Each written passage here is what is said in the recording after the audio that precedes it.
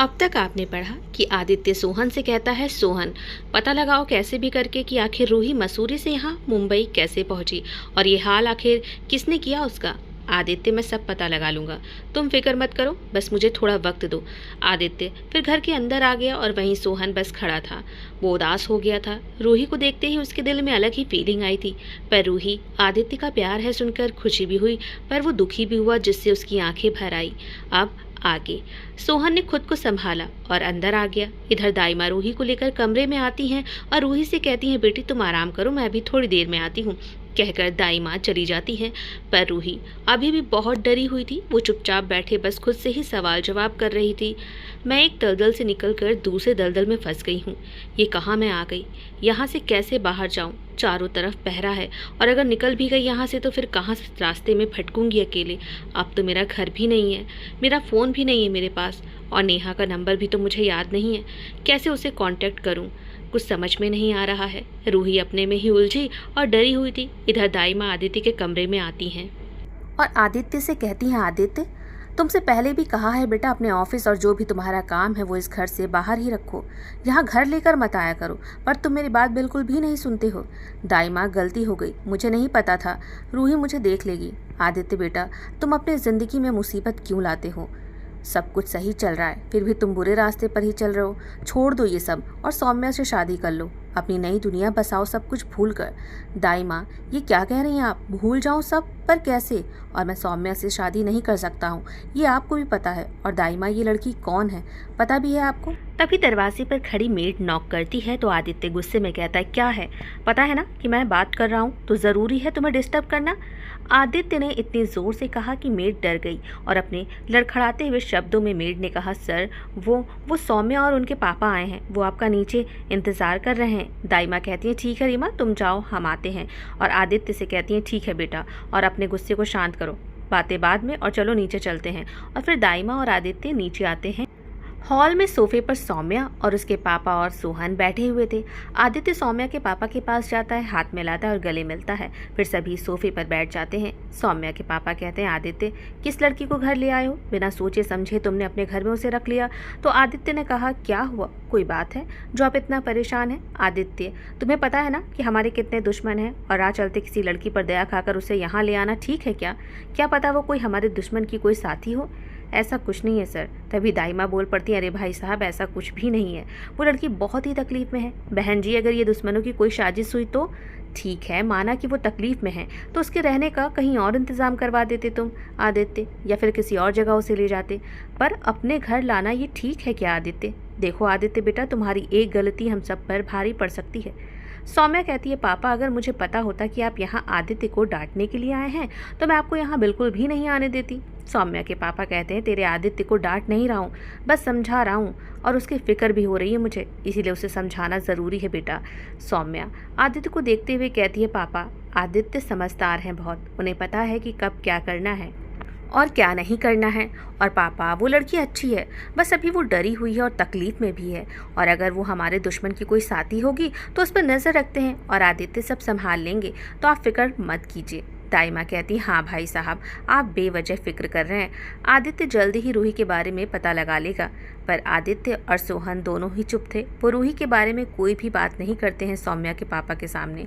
कुछ देर सभी बात करते हैं। रात के 9 बज गए थे। दाइमा कहती हैं, खाना तैयार है, चलिए सब खा लीजिए। सभी डाइनिंग एरिया में आते और कुर्सी पर बैठ जाते हैं। सौम्या कहती है, दाइमा रूही को भी बुला लीजिए, साथ में खाएंगे। दाइमा आदित्य की तरफ देखती हैं, फिर सौम्या से कहती हैं, सौम्या बेटा, रूही का खाना ऊपर भिजवा दिया है, उसे कहा भी कि चलो सबके साथ में बैठकर खाना खा लो, पर उसने मना कर दिया। फिर सभी खाना खाने लगते हैं। खाने के बाद सौम्या और उसके पापा फिर चले जाते हैं। आदित्य कहता है, दाइमा अब आप भी जाइए, आराम कीजिए, मेड है सारे काम के लिए, फिर भी आप कुछ ना कुछ काम करती ही रहती हो। बेटा बस रूही बिटिया को देख लूँ, फिर सोने चली जाऊंगी, कहकर दाइमा वहाँ से चली जाती हैं। सोहन आदित्य से कहता है, तुमने सौम्या के पापा और सौम्या को रूही के बारे में कुछ बताया क्यों नहीं? सोहन, पहले रूही की ज़िंदगी में अभी तक हुआ क्या है, वो इतनी तकलीफ से क्यों गुजरी, ये पता कर लूँ, फिर सबको सब कुछ बता दूंगा। ठीक है, मैं जा रहा हूँ सोने। सोहन, हाँ आदित्य, रूही को पसंद करने लगे हो तुम? कैसी बातें कर रहा है? आदित्य कहता है, अपने दोस्त से छुपा रहा है। तो सोहन कहता है, हाँ पसंद आ गई थी वो मुझे, पर मुझे नहीं पता था आदित्य कि वो तुम्हारी रूही है। और अच्छा हुआ कि सब पहले ही पता चल गया और अब मेरे दिल में रूही के लिए कुछ भी नहीं है। और आदित्य, मैं खुश हूँ कि रूही तुम्हारी ज़िंदगी में लौट आई है और मेरे दोस्त तुझसे बढ़कर मेरा और कोई नहीं है। और बस फिक्र है तो बस यही कि अब सौम्या, उसे पता चला और उसके पापा को तो आगे क्या होगा। सौम्या का दिल टूटेगा। कुछ नहीं होगा सोहन, सबको ही पता है कि रूही मेरी ज़िंदगी थी, है और हमेशा रहेगी। सोहन, मैंने तो बस उसे प्यार किया, उसे दिल में बसाया, यही काफ़ी था मेरे लिए और पूरी ज़िंदगी भी गुजारता, वो चाहे मिलती या ना मिलती। आदित्य, तेरे सच्चे प्यार ने ही भगवान ने आज रूही को तेरे पास भेज दिया। और आदित्य, सारी बातें मन से हटा दो, कुछ भी मत सोचो, हम दोनों की दोस्ती के बीच कोई नहीं आएगा, कभी नहीं। ठीक है, अब आराम करो, कहकर सोहन चला गया और आदित्य फिर सीढ़ियों से होते हुए अपने कमरे की तरफ जाने लगा। तभी रूही और दाइमा की उसे आवाज़ आई तो वो रूही के कमरे के दरवाजे के पास रुक गया। दरवाज़ा हल्का सा खुला हुआ था। रूही बैठी हुई थी बेड पर, उसकी पीठ आदित्य की तरफ थी और वहीं दाइमा भी बैठी उसके पीठ पर दवा लगा रही थी। रूही की पीठ पर गहरे नीले निशान देख आदित्य को बहुत तकलीफ हुई। दाइमा जब उसकी पीठ पर दवा लगा रही होती हैं तो रूही की दर्द भरी सिसकी निकल जाती है। दाइमा कहती है, बेटी ये सब किसने किया तुम्हारे साथ, कुछ तो बताओ। पर रूही बस चुप ही रहती है। आदित्य उसे तकलीफ में नहीं देख सकता था, इसीलिए वो फौरन वहां से अपने कमरे में आ गया और बिस्तर पर लेट गया और रूही के साथ बिताए पुराने पलों को याद करने लगा। रूही, कितनी बार कहा है तुमसे मैंने, जब साइकिल चलानी नहीं आती तो मत चलाया करो, पर तुम हो कि मेरी बात कोई सुनती ही नहीं हो। अब लग गई ना चोट। आदि, एक तो मुझे चोट लगी है और तुम हो कि उल्टा मुझे डांट रहे हो। पता है कितना दर्द हो रहा है? ज़्यादा दर्द हो रहा है रूही। हाँ और क्या। आदि, मेरे आंसू देखकर तुम्हें मेरे दर्द का एहसास नहीं हो रहा है क्या? तभी आदित्य अपने पुराने ख्यालों से बाहर आता है और उठकर बैठ जाता है। आदित्य बेचैन हो उठता है, वो बालकनी में जाकर खड़ा हो जाता है और खुद से ही कहता है, रूही तुम इतने दर्द में हो और इस वक्त मैं तुम्हारी कोई भी मदद नहीं कर पा रहा हूँ। और आदित्य की आंखों में यही सब सोचकर आंसू आ गए। इधर दाइमा रूही से कहती हैं, बेटी आदित्य से तुम्हें डरने की ज़रूरत नहीं है और ना ही सोहन से, वो दोनों ही तुम्हें नुकसान नहीं पहुंचाएंगे और अगर तुम्हें नुकसान पहुंचाना होता तो बेटा वो तुम्हें यहाँ मेरे पास ना लाते। और हाँ, कुछ काम उनका सही नहीं है जिसके खिलाफ मैं भी हूँ, पर बेटा तुम यहाँ खतरे से बाहर हो। ठीक है बेटा, अब तुम आराम करो, कोई चीज़ की ज़रूरत हो तो तुम मुझसे कह देना और मेरे होते हुए घबराना तो बिल्कुल भी नहीं, कहकर दाइमा वहाँ से चली जाती हैं। रूही भी फिर जल्दी से कमरे के दरवाजे को अंदर से बंद करती है और बिस्तर पर आकर लेट जाती है और आदित्य भी वापस बिस्तर पर आकर लेट गया। बहुत सोने की कोशिश करता है आदित्य, पर उसकी आंखों में नींद ही कहाँ थी। बिस्तर पर करवट बदलते बदलते आधी रात हो गई पर आदित्य को नींद नहीं आई। वो बिस्तर से उठता है और कमरे से बाहर आता है और फिर नीचे हॉल में आता है और फिर रसोई में जाता है तो सामने रूही को ज़मीन पर बैठा देख वो खड़ा हो जाता है और रूही वहीं बैठकर खाना खा रही थी। लेकिन जब रूही को महसूस होता है कि कोई खड़ा उसे देख रहा है तो वो रसोई के दरवाजे की तरफ देखती और घबराते हुए जल्दी से उठकर खड़ी हो जाती है और घबराते हुए कहती है, प्लीज़ मुझे मारिएगा मत, मैं चुरा कर खाना नहीं खा रही हूँ। तो आदित्य कहता है, सॉरी, तुम आराम से खाना खाओ, मैं तो अपने लिए कॉफ़ी बनाने आया था। पर रूही आदित्य को देखकर बहुत डर गई थी। रूही, डरो मत, मैं तुम्हें चोट नहीं पहुँचाऊंगा, कहकर आदित्य रूही के पास आया। रूही अपनी आंखों को बंद कर लेती है और डर से कांपने लगती है। आदित्य कहता है, जो भी शाम को हुआ उसे भूल जाओ। तभी रूही अपने हाथों को जोड़ते हुए कहती, प्लीज़ आप जो कहेंगे मैं करूँगी, पर आप मुझे मारना मत, मैं झाड़ू पोछा सब कर दूंगी, आपके लिए खाना और कॉफ़ी भी बना दूंगी। आदित्य रूही की तरफ देखता है, उसके होंठ काँप रहे थे बोलते वक्त और आंखें बंद थी डर से। आदित्य कहता है, रूही आंखें खोलो, मेरी तरफ देखो, और मैंने कह दिया है ना कि तुम्हें कोई चोट नहीं पहुंचाऊंगा, तो मेरी बात पर भरोसा करो, और अगर फिर भी तुम डरी मुझसे तो सोच लो अंजाम बुरा होगा। ये सुन रूही डर से आंखें खोलती है और आदित्य से दूर होती है और अपने सिर नीचे किए हुए कहती है, मैं आपके लिए कॉफ़ी बना देती हूँ, और चारों तरफ देखने लगती है कि कॉफ़ी कहाँ है। और इसी हड़बड़ाहट में उससे शीशे का जार नीचे फर्श पर गिर जाता है। तो आदित्य कहता है, रूही क्या कर रही हो, लग जाएगी, वहीं खड़ी रहना। पर रूही और भी डर जाती है और कहती है, सॉरी सॉरी, मैं साफ़ कर देती हूँ, और गिरे हुए कांच के टुकड़े को उठाने लगती है। तभी उसके हाथ में लग जाती है। आदित्य रूही के पास आता है और सख्त आवाज़ में कहता है, रूही जहाँ हो वहीं रहना, हिलना डुलना मत। रूही आदित्य की तेज़ आवाज़ सुन चुपचाप वहीं बैठी रहती है। आदित्य रूही के पास जाता है और उसका हाथ अपने हाथ में लेते हुए कहता है, चलिए यहाँ से। तो रूही कहती है, मुझे यहाँ से जाना है, कहकर रूही रोने लगती है ज़ोर ज़ोर से। आदित्य रूही को फिर अपनी गोद में उठा लेता है। आदित्य की ऐसी हरकत देख रूही आंखें फाड़ आदित्य को देखने लगी। ये क्या कर, बिल्कुल चुप रहो रूही तुम, अब तुम्हारे मुंह से एक शब्द भी निकलना नहीं चाहिए। आदित्य की गुस्से भरी आवाज़ सुन रूही डरते हुए चुप हो गई। आदित्य रूही को हॉल में लेकर आता और सोफे पर बिठाता और कहता, यहीं बैठी रहना।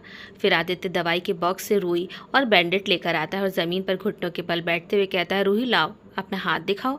रूही डरते हुए अपने हाथ आगे करती है।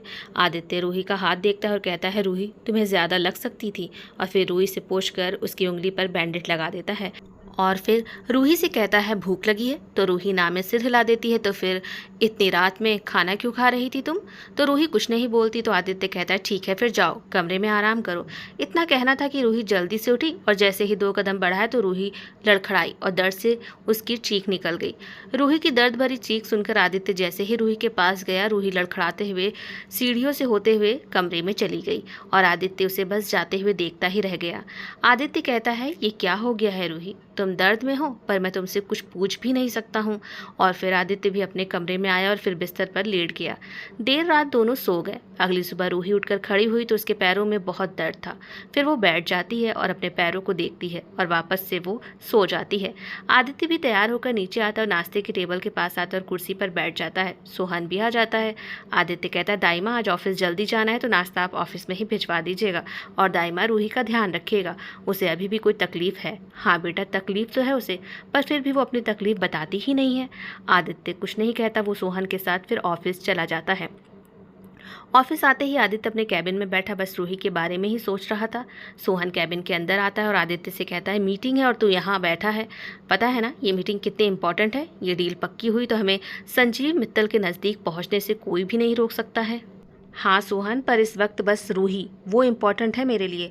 तुमने कुछ पता किया रूही के बारे में? आदित्य, थोड़ा टाइम लगेगा पर मैं सब पता कर लूँगा। ठीक है चलो फिर मीटिंग में चलते हैं। कहकर आदित्य और सोहन मीटिंग रूम में आ जाते हैं और कुछ ही देर में मीटिंग शुरू हो जाती है। इधर रूही कमरे में लेटी बस यही सोच रही थी कि अब आगे क्या होगा। यहाँ रहना भी ठीक नहीं है। दाइमा से बात करूँ, उन्हें बताऊँ अपने बारे में या नहीं? नहीं रूही, अगर तुमने बता दिया तो कहीं मुझे फिर से वापस वहाँ जाना ना पड़े। तभी दाइमा आती हैं और रूही से कहती हैं, बेटा तुम अभी तक फ्रेश नहीं हुई, चलो फ्रेश हो जाओ जल्दी से और नाश्ता करके दवाई खाओ। रूही फ्रेश होती है और नाश्ता करने लगती है। इधर मीटिंग सुबह से शुरू हुई और दोपहर में खत्म हुई। सोहन बहुत खुश था, डील पक्की हो गई थी।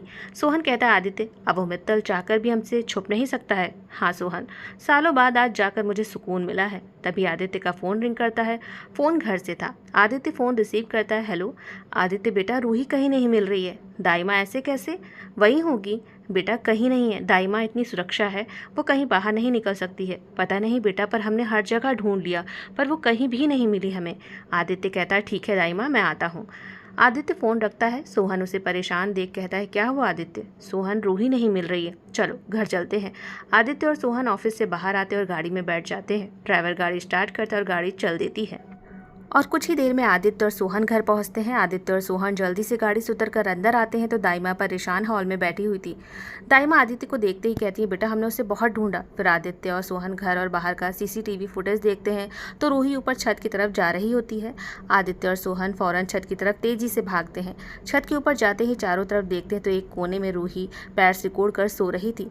आदित्य की नज़र रूही के पैरों पर जाती है। उसके पैरों में छाले थे जो अब फूट चुके थे, कई जगह निशान थे और उसके पैर भी छिले हुए थे। दाइमा रूही को उठाती हैं। रूही दाइमा की आवाज़ सुन अपनी आंखें खोलती है। सामने सभी को देख वो जल्दी से उठकर खड़ी हो जाती है। दाइमा कहती है, बेटा तुम यहाँ क्यों आई? वो दाइमा, कमरे में दम घुट रहा था मेरा तो छत पर आ गई। ठंडी हवाएं चल रही थी तो कब आँख लगी मुझे पता ही नहीं चला। बेटा तो बाहर गार्डन में चली जाती। सॉरी दाइमा। अच्छा ठीक है अंदर चलो। आदित्य बिना कुछ सोचे समझे रूही के पास आता है और रूही को अपनी गोद में उठा लेता है। रूही को कुछ समझ में ही नहीं आता है और वो आदित्य के गले में अपनी बाहें लपेट लेती है। रूही की इतनी हिम्मत नहीं थी कि वो आदित्य से कोई सवाल कर सके। दाइमा और वहाँ सभी सर्वेंट और गार्ड्स ये नज़ारा देख उनकी आंखें फटी की फटी रह जाती है, क्योंकि आज तक आदित्य ने किसी लड़की को छूना तो दूर, उससे बात तक भी नहीं की। आदित्य रूही को लेकर कमरे में आता और बेड पर बिठाते हुए सोहन से कहता है, सोहन डॉक्टर को जल्दी से बुलाओ। सोहन हाँ कहकर जेब से अपना फ़ोन निकालकर डॉक्टर का नंबर डायल करता है और फ़ोन कान में लगाए कमरे से बाहर निकल जाता है। आदित्य ज़मीन पर बैठ जाता है और रूही से कहता है, पैर में तुम्हारे चोट है तो तुमसे आराम करते नहीं बनता है? इतनी तकलीफ़ है, तुमने बताया क्यों नहीं? दाइमा आदित्य को रूही के लिए इतना परेशान देख वो सोच में पड़ जाती हैं। कुछ ही देर में डॉक्टर आ जाती हैं। डॉक्टर रूही का पैर देखती हैं और फिर रूही को इंजेक्शन लगाती हैं। आदित्य कहता है, रूही का पैर अभी तक ठीक क्यों नहीं हुआ? डॉक्टर कहती हैं, आदित्य घबराइए मत, रूही के पैर में छाले थे, शायद बहुत लंबा रास्ता नंगे पाँव चली थी। छाले फूट गए हैं तो अब जल्दी ही ठीक हो जाएंगे, बस इस वक्त इनका आप सब ध्यान रखिए। फिर डॉक्टर चली जाती हैं। तभी सोहन आता है और आदित्य से कहता है दाइमा के घर से फ़ोन आया था, उन्हें बुलाया है? तो दाइमा कहती है हाँ, सुबह मेरे पास विकास का फ़ोन आया था। आदित्य कहता है तो दाइमा आपने मुझे बताया क्यों नहीं? बेटा क्या बताऊँ, 1 महीने रुकने को बोल रहे हैं सब, और बेटा फिर यहाँ कौन संभालेगा, और अब रूही भी तो है। दाइमा आप यहाँ की फिक्र ना करें, इस वक्त आपके बेटे और बहू को आपकी ज़रूरत है, मैं अभी सारे इंतज़ाम करवा देता हूँ, कहकर आदित्य कमरे से बाहर चला गया। और दाइमा के जाने के नाम सुनते ही रूही तो और भी परेशान हो गई। कुछ देर बाद दाइमा भी चली जाती हैं। आदित्य रूही के पास आता है तो रूही डर से उठकर बैठ जाती है। तो आदित्य कहता है रूही घबराइए मत, बस आप कमरे से बाहर मत निकलिएगा, क्योंकि जितना आप अपने पैरों को आराम देंगे उतना जल्दी आपके पैर ठीक होंगे। फिर आदित्य चला जाता है। मेड रीमा रूही का ध्यान रख रही थी और आदित्य रूही के पास नहीं जाता था। वो जानता था कि दाइमा के जाने के बाद अगर वो रूही के आसपास भी रहा तो रूही उससे डर जाएगी। सौम्या भी आ गई थी जिससे रूही को राहत मिली। इधर आदित्य ऑफिस चला जाता और देर रात ही सोहन के साथ घर आता। अब रूही सौम्या के साथ घुल मिल गई थी। ऐसे ही 1 हफ्ते बीत गए पर रूही के सामने आदित्य नहीं आया। 1 हफ्ते बाद रूही के पैर भी अब ठीक हो गए थे और अब रूही को बेहतर महसूस हो रहा था। अब सौम्या रूही से कहती है रूही अब तो बता दो तुम कौन हो, कहाँ घर है तुम्हारा, आखिर तुम्हें तुम्हारे घर वाले ढूंढ रहे होंगे। रूही सौम्या की बातों का कोई जवाब नहीं देती है और सौम्या अब परेशान थी रूही के चुप से। देर रात आदित्य और सोहन घर आते हैं। हॉल में बैठी सौम्या को देख आदित्य कहता है सब ठीक है ना, रूही ठीक है ना? तो सौम्या कहती है आदित्य रूही ठीक है, और आदित्य मुझे तुमसे कुछ बात करनी है। हाँ बोलो। आदित्य रूही को आए 10 से 15 दिन हो चुके हैं पर अभी तक उसने कुछ भी नहीं बताया कि वो कौन है, कहाँ उसका घर है। तो बीच में ही सौम्या की बात काटते हुए आदित्य कहता है सौम्या इसमें क्या दिक्कत है? आदित्य हम उसे नहीं जानते हैं, ऐसे कैसे बिना जाने वो यहाँ रह सकती है? सौम्या ये मेरा घर है, सारे फैसले मैं करूँगा। आदि मैं तुमसे प्यार करती हूँ, 4 साल हो गए हमें मिले पर तुमने मुझे ना तो सही से देखा और ना ही इतनी केयर की, और वो अनजान लड़की की तुम्हें इतनी परवाह हो रही है, क्यों आदि? सौम्या मैंने कई बार तुमसे कहा है मुझे आदि मत बुलाया करो, कहकर आदित्य वहाँ से चला गया। आदित्य का रूखा रवैया देखकर सौम्या को बहुत बुरा लगा और उसकी आंखें भर आई और वहीं रूही ये सब सुन लेती है। आदित्य ऊपर जाता है तो रूही को देखता है, फिर नजरें नीचे कर वहाँ से चला जाता है। रूही खुद से ही कहती है रूही ये दोनों प्यार करते हैं एक दूसरे से और मैं ना चाहते हुए भी इन दोनों के बीच आ रही हूँ। रूही आदित्य के पीछे जाती है तो आदित्य बालकनी के पास खड़ा था। रूही डरते हुए दरवाज़ा नॉक करती है तो आदित्य कहता है दरवाज़ा खुला है, अंदर आ जाओ। रूही दरवाजे को पूरा खोलती है। दरवाजे पर ही खड़ी रूही कहती है मुझे आपसे कुछ बात करनी है। रूही की आवाज़ सुन आदित्य पीछे मुड़कर देखता है तो कहता है हाँ रूही बोलो। रूही डर से अपनी नसें नीचे कर लेती है। आदित्य कहता है जो भी कहना है बिना डरे तुम कह सकती हो। पर रूही आदित्य की आवाज़ सुनते ही डर से वहाँ से अपने कमरे में आ जाती है। कुछ देर बाद सौम्या भी आती है और रूही से कहती है रूही मैं घर जा रही हूँ। पर सौम्या इतनी रात में क्यों जाना, सुबह चली जाना। पर सौम्या अपने बैग में कपड़े रख रूही से बिना कुछ बोले कमरे से बाहर हॉल में आती है। पीछे रूही भी आती है। सामने सोहन खड़ा हुआ था। वो सौम्या से कहता है चलो मैं तुम्हें छोड़ देता हूँ। फिर दोनों ही वहाँ से चले जाते हैं और रूही उन्हें जाते हुए देख बहुत दुखी होती है और वहीं सोफे पर बैठ जाती है और रोते रोते वो कब सो जाती है उसे पता ही नहीं चलता है। रात से सुबह हुई और रूही अभी भी सो रही थी। आदित्य तैयार होकर नीचे आता है तो देखता है कि रूही नीचे सोफे पर सो रही थी। आदित्य हैरान हो जाता है पर वो रूही से कुछ भी नहीं कहता है, लेकिन तभी रूही की आंख खुलती है और अपने सामने आदित्य को देखकर जल्दी से उठकर बैठ जाती है। रूही कुछ कहने जाती कि आदित्य फिर वहां से जाने लगता है। रूही सोफे से उठती है और आदित्य के पीछे जाती है। आदित्य जैसे ही कार का दरवाजा खोलता है रूही कहती है सुनिए। तो आदित्य सामने देखता है तो रूही खड़ी हुई थी। मुझे कुछ आपसे बात करनी है। हाँ बोलो रूही, मुझे अपने घर जाना है। क्यों रूही, प्लीज़ मुझे जाने दीजिए, मैं किसी को कुछ भी नहीं बताऊंगी। ठीक है रूही, मैं ऑफिस से आकर बात करता हूँ तुमसे। नहीं, बहुत हिम्मत जुटाकर आपसे कह रही हूँ। तभी ज़ोर से बिजली कड़कती है और रूही डर से फ़ौरन आदित्य से लिपट जाती है और अपने दोनों हाथ आदित्य के पीठ पर कस के डरते हुए बोली प्लीज़ मुझे यहाँ से जाने दीजिए, मैं आप दोनों के बीच में नहीं आना चाहती हूँ। रूही के ऐसे लिपटने से आदित्य को पुराने पलों की याद आ गई और उसे एक अलग ही एहसास हुआ जो कहीं खो सा गया था और फिर उसके पूरी बॉडी में एक अलग सी बेचैनी दौड़ने लगी। तभी रूही जल्दी से आदित्य से अलग होती है, सॉरी, और जैसे ही वो मुड़ती है तो आदित्य रूही का हाथ पकड़ अपनी तरफ कर लेता है। रूही आदित्य के बेहद करीब थी और रूही डर से अपनी नज़रें नीचे कर लेती है। आदित्य कहता है सुनो रूही, पहली बात तो तुम्हें मुझसे डरने की ज़रूरत नहीं है और दूसरी बात तुम मुझ पर भरोसा कर सकती हो और तीसरी बात तुम किसी के बीच में नहीं आ रही हो और तुम यहाँ सेफ़ हो। अगर तुम्हें जाना है और जहाँ जाओगी वहाँ तुम सेफ़ हो तो मैं तुम्हें जाने दूंगा, तुम्हें रोकूंगा नहीं। और रही यहाँ रहने की बात तो रूही तुम्हारा जब तक मन करे तुम यहाँ रह सकती हो। कोई क्या सोचेगा, कोई क्या कहेगा, कोई नाराज़ होगा, ये सब तुम्हें सोचने की ज़रूरत नहीं है। और तुम्हारे यहाँ रहने से मुझे कोई एतराज़ भी नहीं है और ना ही किसी के गुस्से से मुझे कोई फ़र्क पड़ता है। मेरे लिए तुम मायने रखती हो। कह आदित्य ने रूही के माथे पर किस किया तो रूही झुकी पलकें हैरानी से उठाती है और आदित्य को देखने लगी। फिर आदित्य गाड़ी में बैठ गया और गाड़ी वहाँ से चली गई और रूही तो जैसे वहीं जम सी गई। उसे कुछ समझ नहीं आया कि हुआ क्या है, लेकिन जो भी हुआ उसे आज अच्छा लग रहा था। रूही खुद से ही बोल पड़ी कि एक डेविल उसकी इतनी केयर करेगा, ये तो कभी भी मैंने नहीं सोचा था। आज तक सिर्फ लोगों ने दर्द दिया है और ये कौन है जिसका इतना निर्दयी रूप मैंने देखा है, और ये तो मेरे लिए एक अलग ही इंसान है। ऐसा क्यों?